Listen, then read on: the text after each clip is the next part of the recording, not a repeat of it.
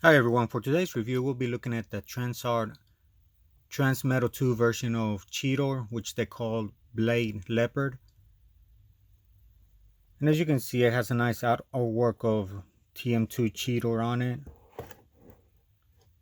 A nice little what is it, headshot of Megatron. So I don't know if that's indication of the figure they're gonna make, or if that's the Transmetal figure that they just recently released too. And on the back is just a shot of his beast mode.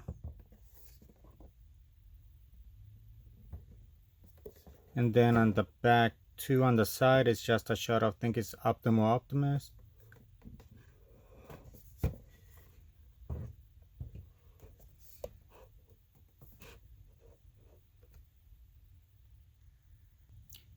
And here's the shot of all the accessories a figure comes with.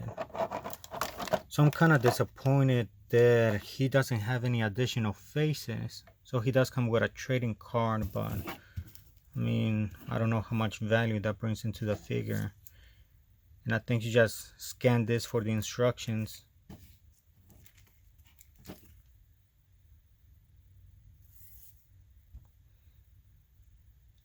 But yeah, not much of accessories for this figure. The bare minimum, which is really disappointing. And here he is standing next to Transmetal Optimus Primal, so I don't know how much in scale he is in the show. In my opinion, I think he's a little bit oversized. So at least hopefully Dinobot, the Transmetal 2 that they're working on, is a little bit around the same size or a little bit bigger. And one nice little detail about this is that the toy did keep its toy feature from the original toy. So you just push down on this lever and it shoots the missile. So that's a nice feature, I think. But now the gun at least is modeled more after the show. So one thing that I find weird is that they didn't include any of the when Cheetor is running, any of the like the fire that's coming out of his gun. So it would have been great to include that here too for the figure as well.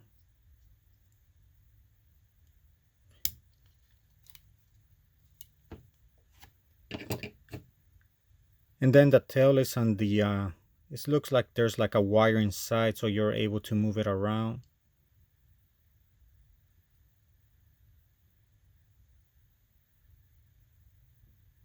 So really nice paintwork on the tail for sure.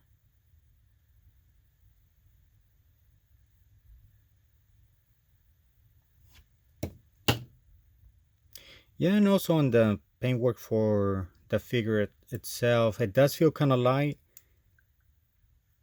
And I wish they would have worked more on the articulation. Because look at it barely has like 90-degree bend on the knee.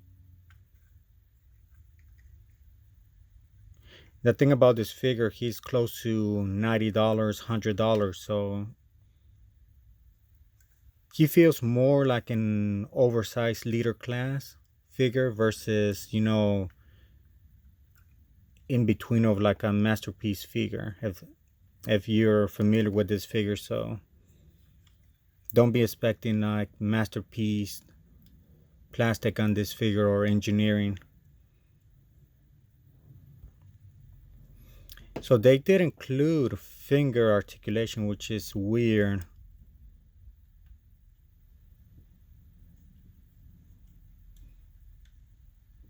So it does have wrist articulation, which I know that was a drawback under Transmetal Black Arachnia that a lot of people didn't like. And over here is another thing too, that on the elbow they decided not to add more articulation in there or more movement. So that's as much as the bend you're gonna get there.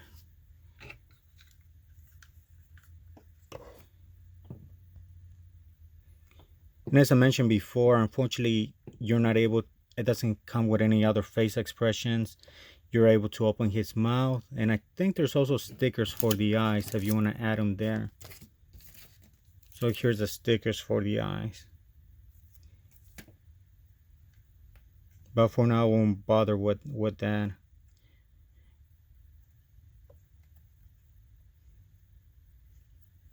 So really nice wash on the silver, brings out the details too, as you can see in the chest.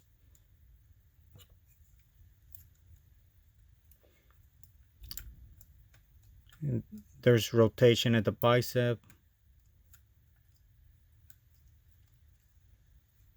And the same over here for this arm. That's as much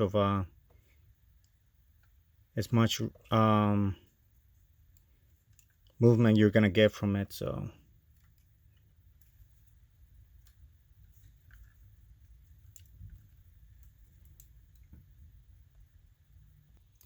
here's how the figure looks holding its weapon and its tail attached. So the tail attaches not too tight, but it's a little bit loose, so hopefully over time it doesn't just come off easily. And also what I noticed too is like it does have a little bit like a ab crunch, but not really. So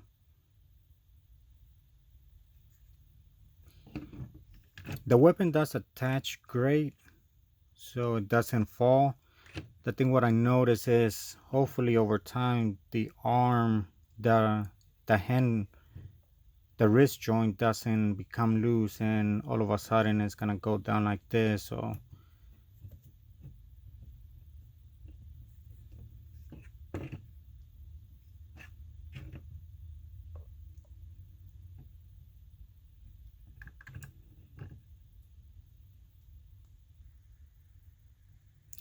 as for transformation, I think the most complicated part will be everything inside the chest. So we'll just pull the arms down first and then open up the chest. And I think from here it'll be like the toy itself. Let's see.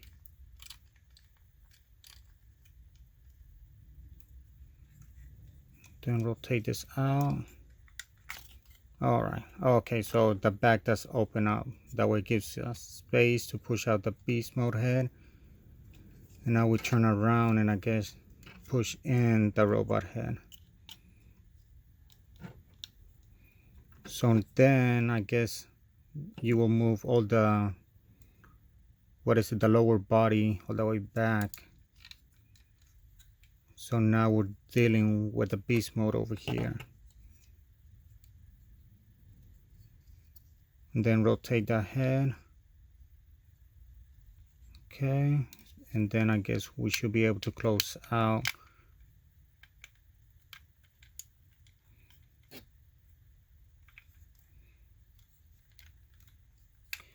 And then over here,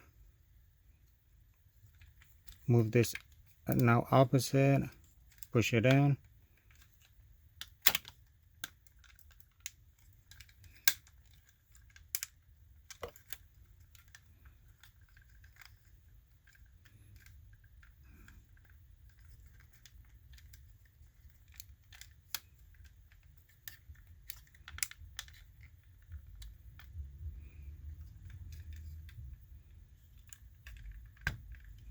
This one did tap in place, so just rotate the elbow.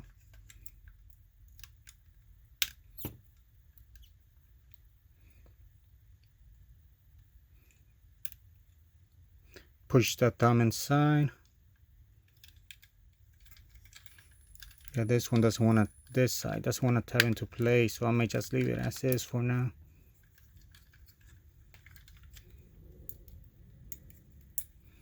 And the same, push the thumb underneath the hand. And now the waist, you rotate it.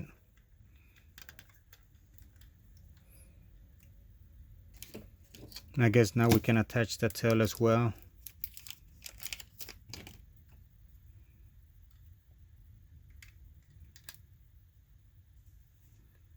And also attach the gun.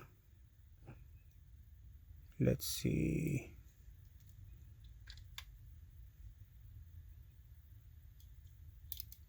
Does the gun attach opposite?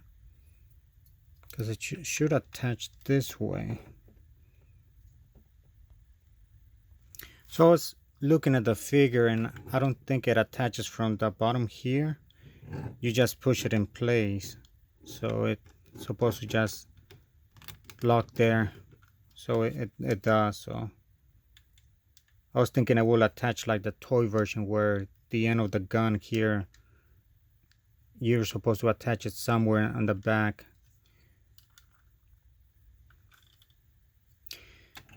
But yeah, this is the beast mode. It does leave plenty to be desired on this figure, so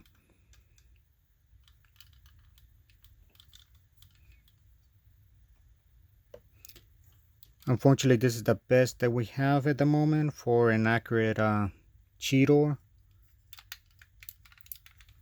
So it's up to you, how much are you willing to spend, or are you gonna wait for another company to produce a better figure. And I think in beast mode it shows its flaws more than the beast mode, because like I'm able to feel more of the hollow stomach. Let me see, I probably mistransform him too, but I don't want to put too much pressure on it. I think the neck is supposed to go inside, but